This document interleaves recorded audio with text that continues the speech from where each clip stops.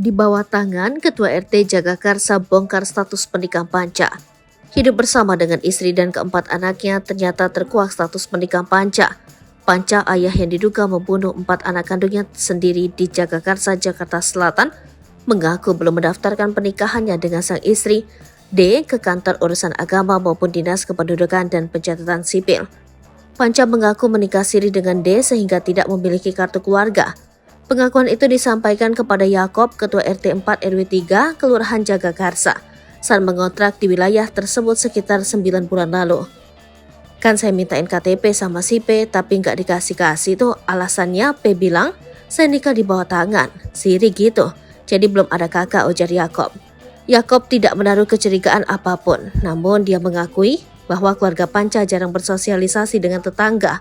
Ia yang diketahui perantau asal Aceh tidak memiliki pekerjaan tetap. Terakhir, Panca berprofesi sebagai sopir. Sementara itu, dia bekerja sebagai karyawan swasta. Namun, Yakob tidak mengetahui pasti tempat kerja D yang merupakan warga asli Jagakarsa itu. Panca Darmansyah membunuh 4 anaknya dengan cara dibekap menggunakan bantal di sebuah rumah kontrakan di Jagakarsa, Jakarta Selatan. Keempat bayinya masing-masing berusia 6 tahun berinisial V, anak 4 tahun berinisial S, anak 3 tahun berinisial A, dan yang bungsu berinisial A.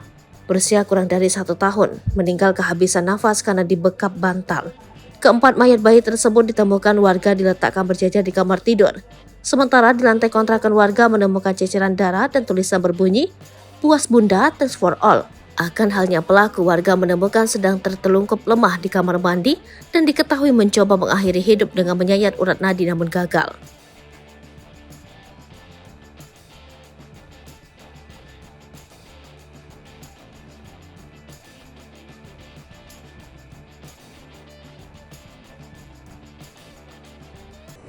Download Tribun X sekarang, menghadirkan lokal menjadi Indonesia.